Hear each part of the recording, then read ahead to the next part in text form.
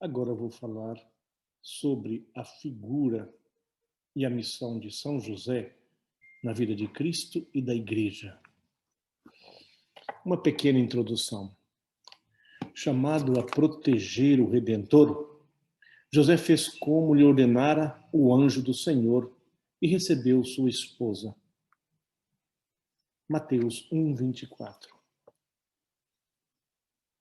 São José, assim como cuidou com amor de Maria e se dedicou com empenho jubiloso à educação de Jesus Cristo, assim também guarda e protege o seu corpo místico, a Igreja, da qual a Virgem Santíssima é figura e modelo.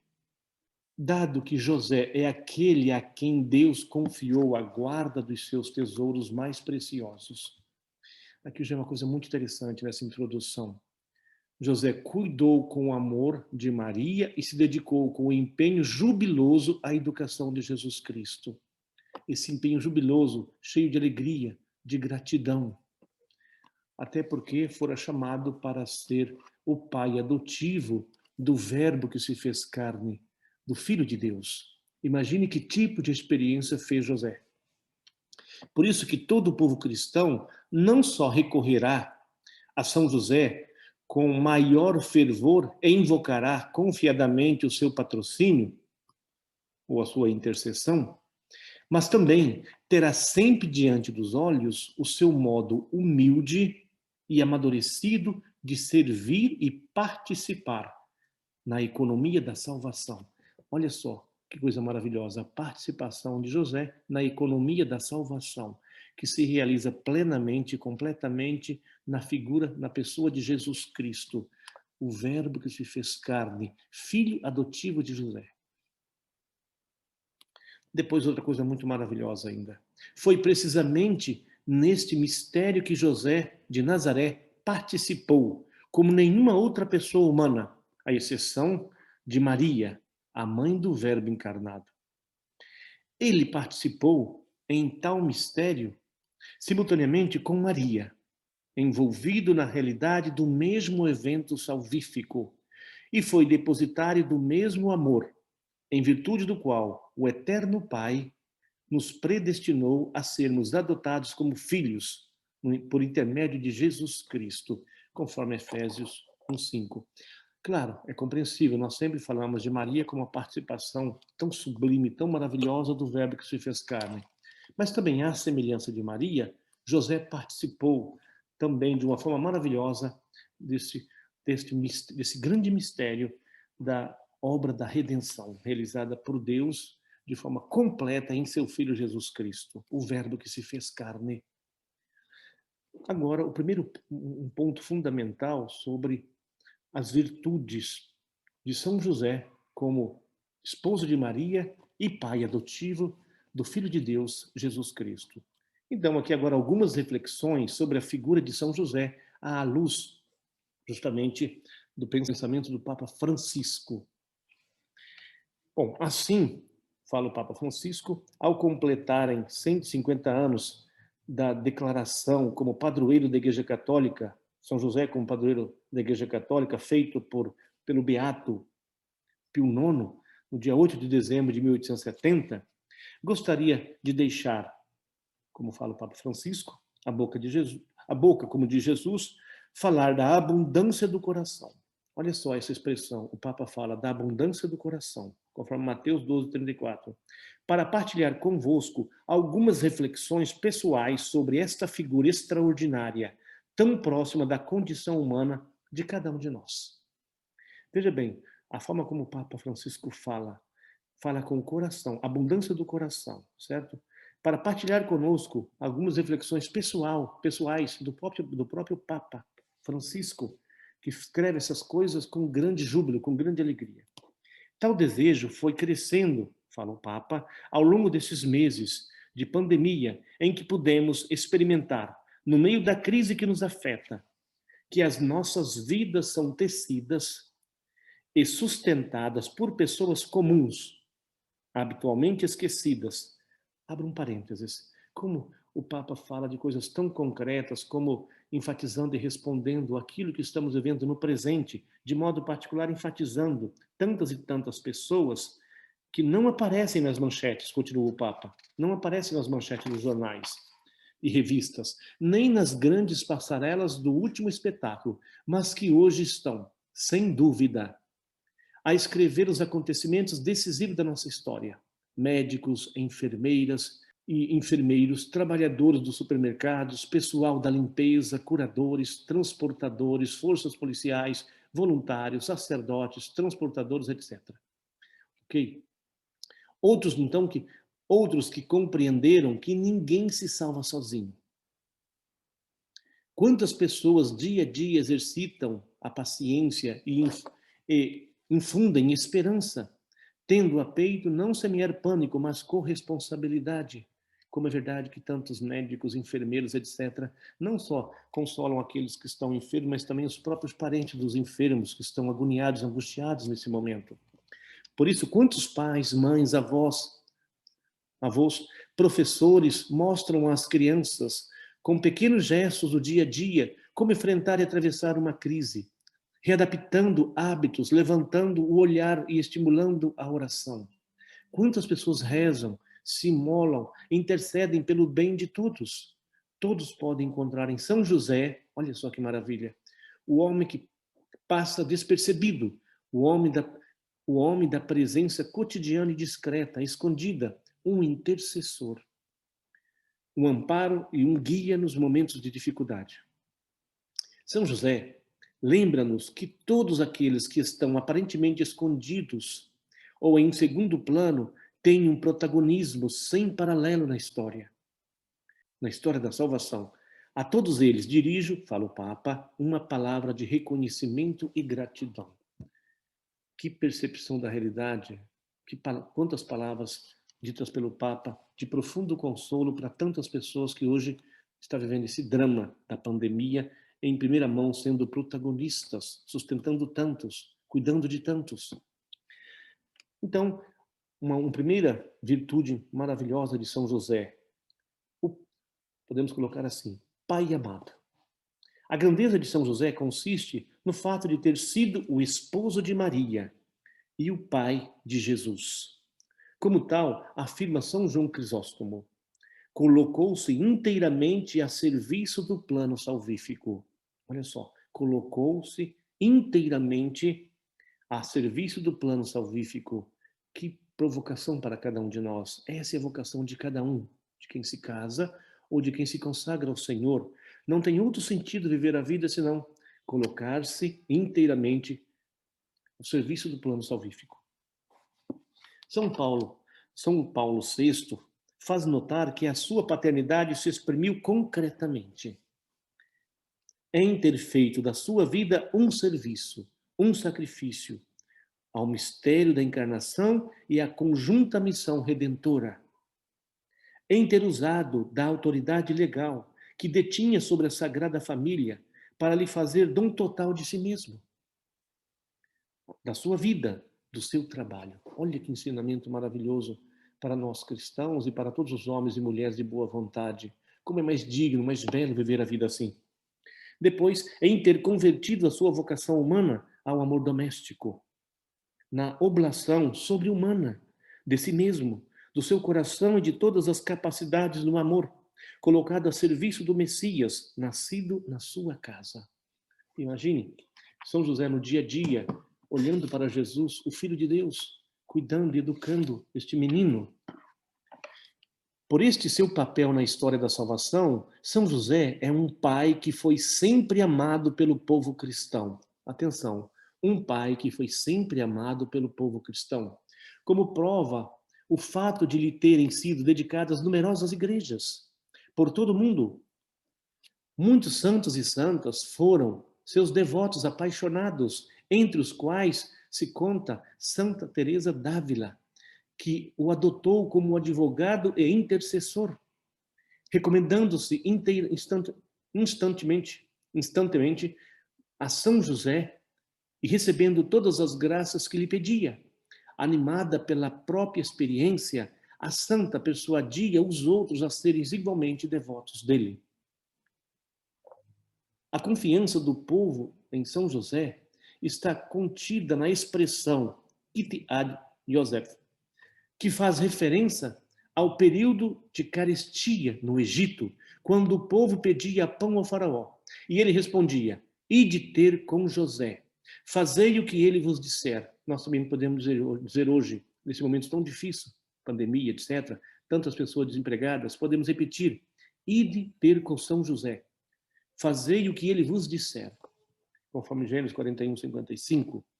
Tratava-se de José, filho de Jacó, que acabara vendido, vítima da inveja dos seus irmãos, conforme Gênesis 37, 11 e 28. Posteriormente, segundo a narração bíblica, tornou-se vice-rei do Egito, conforme Gênesis 41, 44. Por isso que, enquanto descendente de Davi, conforme Mateus 1, 6, 20, de cuja raiz devia nascer Jesus, segundo a promessa feita ao rei pelo profeta Natã, conforme 2 Samuel 7, e como esposo de Maria de Nazaré, São José constitui a dobradícia que une o Antigo e o Novo Testamento. Nós encontramos na narração, fala a Maria que ela dará a luz ao menino, e fala de José como esposo de Maria. Também o anjo, quando fala em José em sonho, fala justamente que ele deve acolher Maria como esposa. E ele acolheu ela como esposa. Ele era descendente de Davi. Por isso, nós lemos na Sagrada Escritura que Jesus é descendente de Davi, porque teve um pai adotivo da descendência de Davi, esposo de Maria, José. A outra virtude maravilhosa de José é o pai da ternura. Segunda virtude, o pai da ternura. Olha só que coisa maravilhosa. Dia após dia, José via Jesus crescer em sabedoria, em estatura e em graça diante de Deus e dos homens. Lucas 2:52. Como o Senhor fez com Israel, assim ele ensinou Jesus a andar. Imagine ensinando o Filho de Deus a andar, segurando-o pela mão. Era para ele como o pai que levanta o filho contra o seu rosto, inclinava-se para ele a fim de lhe dar de comer, conforme Oséias 11, 3, 4. Imagens tão bonitas no Antigo Testamento que em José se concretizou de forma maravilhosa. Depois, Jesus viu a ternura de Deus em José. Como um pai se compadece dos filhos, assim o Senhor se compadece dos que os temem. O Salmo 103, versículo 13. Entende que coisa maravilhosa? Imagine imitar São José na educação dos filhos, com essa ternura, com esse amor. Com certeza, José terá ouvido ressoar na sinagoga, durante a oração dos Salmos, que o Deus de Israel é um Deus de ternura. O Papa Francisco fala tanto disso, dessa ternura. Como nós ficamos felizes quando alguém nos olha cheio de ternura. Depois, a história da salvação realiza-se na esperança para além do que se podia esperar. Romanos 4,18. Através das nossas fraquezas. Muitas vezes pensamos que Deus conta apenas com a nossa parte boa e vitoriosa, quando, na verdade, a maior parte dos seus desígnios se cumpre através e apesar da nossa fraqueza. Eu enfatizo mais ainda, não apesar, mas através mesmo. Isso mesmo permite a São Paulo dizer, para que não me enchesse de orgulho, foi-me dado um espinho na carne, um anjo de Satanás, para me ferir, a fim de que eu não me orgulhasse. A esse respeito, 3 vezes pedi ao Senhor que o afastasse de mim, mas ele respondeu-me, basta-te a minha graça, porque a força manifesta-se na fraqueza. 2 Coríntios 12, 7 e 9. Que coisa maravilhosa, que realismo, meu Deus do céu. Se esta é a perspectiva da economia da salvação, devemos aprender e aceitar, com profunda ternura, a nossa fraqueza. O maligno, olha só, gente, faz-nos olhar para a nossa fragilidade com um juízo negativo. ao passo que o Espírito atrasa a luz com ternura. Como é verdade, o inimigo aqui nós sabemos quem é o diabo mesmo. Como é fácil ficar olhando para nossos limites, para nossas faltas, para nossa impotência, e ficar dias e dias afirmando isso sem se render à ternura de Cristo por nós. A ternura é a melhor forma para tocar o que há de frágil em nós. Eu fico pensando, imagina você olha uma criancinha fragilíssima no berço, ou a mãe que olha o seu filhinho no berço, que ternura, entendeu? Que amor, que ternura. Muitas vezes o dedo em riste e o juízo é o juízo que fazemos a respeito dos outros. Isso é um sinal justamente da incapacidade de acolher dentro de nós mesmos a nossa própria fraqueza, a nossa fragilidade. Só a ternura nos salvará da obra do acusador, conforme Apocalipse 12:10. Por isso é que é importante encontrar a misericórdia de Deus, especialmente no sacramento da reconciliação, fazendo uma experiência de verdade e ternura. Nós, ao contrário, muitas vezes fazemos questão de apontar o dedo sobre o limite do outro, de certa forma sentindo até uma certa satisfação que o outro esteja passando por certas dificuldades, ok? Como se fosse, tá vendo? Tá vendo? Você me fez aquilo, agora olha o que está acontecendo com você. Mas falamos isso, às vezes, com uma certa satisfação, uma forma mesquinha de viver a vida, e não com essa ternura que abraça, que ama, que perdoa. E é assim que Cristo nos trata. Paradoxalmente, também o maligno pode dizer-nos a verdade, mas se o faz, é para nos condenar. Lembro que fosse como se fosse hoje numa aula, no seminário, com um professor, que aqui eu não vou dizer o nome, por uma questão de descrição, dizia uma coisa que eu nunca esqueci. Atenção, o diabo também acredita em Jesus Cristo. O diabo também acredita que ele é o Filho de Deus. Depois, continuando coisas tão bonitas. Paradoxalmente, então, como já falei, o próprio maligno pode dizer-nos a verdade, mas se o faz é para nos condenar. Entretanto, nós sabemos que a verdade vinda de Deus não nos condena, mas acolhe-nos, abraça-nos, ampara-nos, perdoa-nos.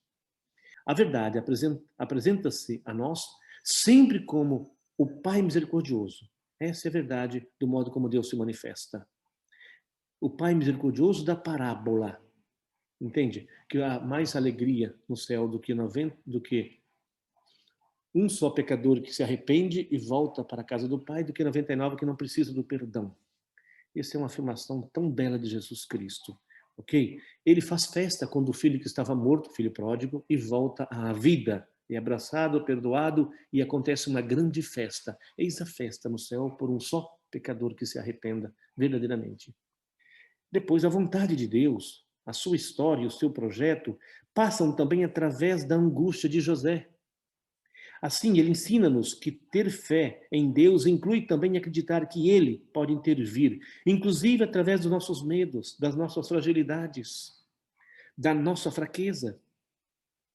E ensina-nos, no meio das tempestades da vida, que não devemos ter medo e deixar Deus tomar as rédeas da nossa vida, o timão do barco da nossa barca. Por vezes, queremos controlar tudo, mas o olhar dele vê sempre mais longe do que nós.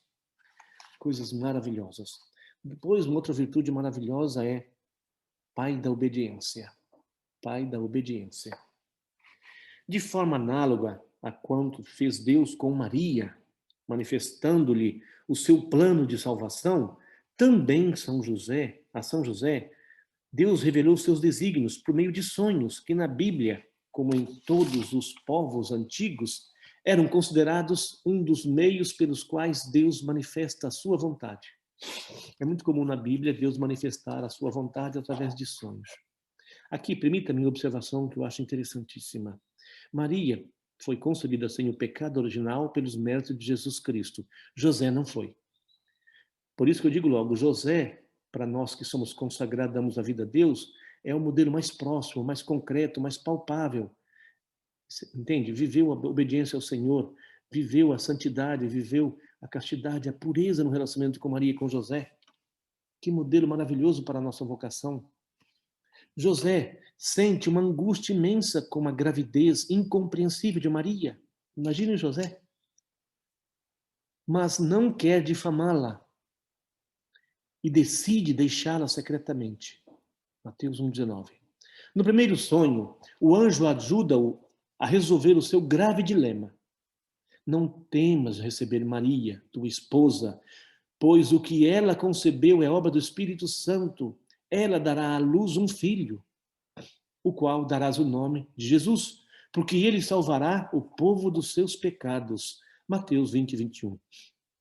A sua resposta foi imediata. Despertando do sono, José fez como lhe ordenou o anjo. Mateus 1:24. Com a obediência, superou o seu drama e salvou Maria. Por quê? Sabemos que ficar grávida fora do matrimônio naquela época poderia entrar num processo que depois levaria à acusação e o apedrejamento. José literalmente salvou Maria. No segundo sonho, o anjo dá esta ordem a José: levanta-te, toma o menino e sua mãe, foge para o Egito e fica lá até que eu te avise, pois Herodes procurará o menino para matar. Mateus 2,13. José não hesitou em obedecer, sem se questionar sobre as dificuldades que encontraria. E ele levantou-se de noite, tomou o menino e sua mãe e partiu para o Egito, permanecendo ali até a morte de Herodes. Mateus 2, 14 e 15. Olha só, bastou o anjo falar com José em sonho, levantou imediatamente e obedeceu totalmente. No Egito, com confiança e paciência, José esperou do anjo o aviso prometido para voltar a seu país. Logo que o mensageiro divino, no terceiro sonho, depois de o informar que tinha morrido aqueles que procuravam matar o menino, lhe ordenara que se levante, tome consigo o menino e sua mãe e regresse à terra de Israel, conforme Mateus 2, 19 e 20. De novo obedece sem hesitar. Levantando-se, ele tomou o menino e sua mãe e voltou para a terra de Israel. Mateus 2, 21. Aqui, uma observação que eu acho fascinante. Obediência e paz. Quem obedece o desígnio de Deus e confia totalmente no Senhor, experimenta uma paz que o mundo desconhece. Durante a viagem de regresso, porém, tendo ouvido dizer que Aquelau reinava na Judéia, em lugar de Herodes, seu pai, teve medo de ir para lá. Então, advertido em sonhos, e é a quarta vez que aconteceu, retirou-se para a região da Galiléia e foi morar numa cidade chamada Nazaré. Mateus 2, 22, 23. Por sua vez, o evangelista Lucas refere que José enfrentou a longa e incômoda viagem de Nazaré a Belém, devido à lei do imperador César Augusto relativa ao recenseamento, que impunha a cada um registrar-se na própria cidade de origem. E foi precisamente nesta circunstância que nasceu Jesus, conforme 2:1,7, sendo inscrito no registro do império, como todos os outros meninos. Aqui, olha que coisa maravilhosa, um homem atentíssimo aos sinais de Deus, esperando a nova mensagem do anjo para voltar para a sua terra. Que coisa grande, grande, grande. Depois, São Lucas, de modo particular, tem o cuidado de assinalar que os pais de Jesus observavam todas as prescrições da lei. Os ritos da circuncisão de Jesus, a purificação de Maria depois do parto, da oferta do primogênito a Deus, entende? Conforme 2, 21, 24, obedecia todas as regras do seu povo, as leis do seu povo, obedecendo totalmente, entende? Porque nasceram naquela religião, eram judeus, seguiam a religião judaica. Até então. Em todas as circunstâncias da sua vida, José soube pronunciar o seu fiat, como Maria na Anunciação e Jesus no Getsemane.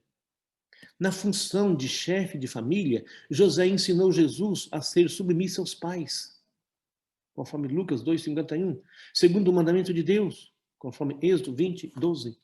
Ao longo da vida oculta em Nazaré, na escola de José, ele aprendeu a fazer a vontade do Pai. Jesus aprendeu também com José a fazer a vontade do Pai. Tal vontade torna-se o seu alimento diário.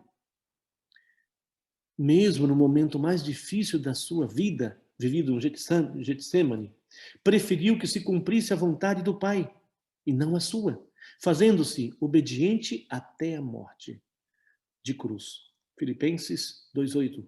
Por isso, o autor da carta aos Hebreus conclui que Jesus aprendeu a obediência por aquilo que sofreu. 5:8. Vê-se a partir de todas essas vicissitudes que José foi chamado por Deus para servir diretamente a pessoa e a missão de Jesus, mediante o exercício de sua paternidade. Desse modo, precisamente, ele coopera no grande mistério da redenção, quando chega à plenitude dos tempos, e é verdadeiramente ministro da salvação. Depois, a quarta virtude maravilhosa de São José, tão importante para nós, sobretudo nos tempos atuais, tantos imigrantes, tantas pessoas desempregadas, sem chão, sem teto, sem alimento. José acolhe Maria, sem colocar condições prévias. Sem colocar condições prévias. Confia na palavra do anjo. A nobreza do seu coração, subordinar à caridade aquilo que aprendera com a lei. E hoje, neste mundo onde é patente a violência psicológica, verbal e física contra a mulher, José apresenta-se como figura de homem respeitoso, delicado, que mesmo não dispondo de todas as informações, se decide pela honra, dignidade de vida de Maria. E na sua dúvida sobre o melhor a fazer, Deus o ajudou-o a escolher, iluminando o seu discernimento. Meu Deus, imagine como José tratava Maria.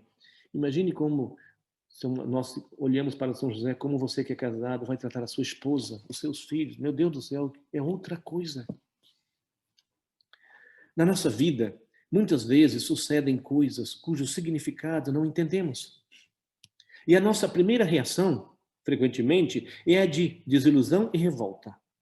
Diversamente, olha só que maravilha, olha que ensinamento de São José para nós. Diversamente, José deixa de lado os seus raciocínios para dar lugar ao que sucede, ou seja, aquilo que acontece. E por mais misterioso que possa aparecer a seus olhos, acolhe-o, assume a sua responsabilidade e reconcilia-se com a própria história. Se não reconciliarmos com a nossa história, assim como Deus nos permite viver, não conseguiremos dar nem mais um passo, porque ficaremos sempre reféns das nossas expectativas e consequentes desilusões. Por isso, obediência e paz. Quem obedece ao desígnio de Deus, mesmo na tribulação, na dificuldade, mesmo na pandemia, experimenta uma paz verdadeira. São José é um exemplo claríssimo disso. Viveu todas as contradições totalmente confiando no desígnio de Deus. E por isso é São José. A vida espiritual que José nos mostra não é um caminho que explica, atenção, mas um caminho que acolhe. Mais do que explicar o que está acontecendo, sobretudo com as pessoas que sofrem, é acolher. Só a partir deste acolhimento, desta reconciliação, é possível intuir também uma história mais excelsa, um significado mais profundo. Parecem ecoar as palavras inflamadas de Jó, quando, desafiado pela esposa a rebelar-se contra todo o mal que lhe está a acontecer, responde: se recebemos os bens da mão de Deus, não aceitaremos também os males? Jó 2:10, outro exemplo maravilhoso de confiança, fidelidade e obediência. José não é um homem resignado passivamente. O seu protagonismo é corajoso e forte. O acolhimento é um modo pelo qual se manifesta na nossa vida o dom da fortaleza que nos vem do Espírito Santo. Só o Senhor nos pode dar forças para acolher a vida como ela é, aceitando até mesmo as suas contradições, imprevistos e desilusões.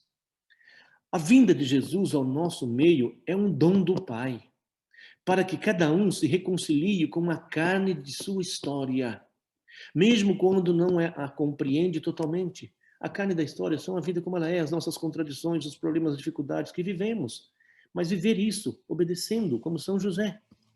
A vinda de Jesus, então, é uma graça que recebemos para viver o sim a Ele na realidade que Deus nos permite viver. Com tudo aquilo que ela carrega, conquistas e derrotas, alegrias e sofrimentos, vida e morte.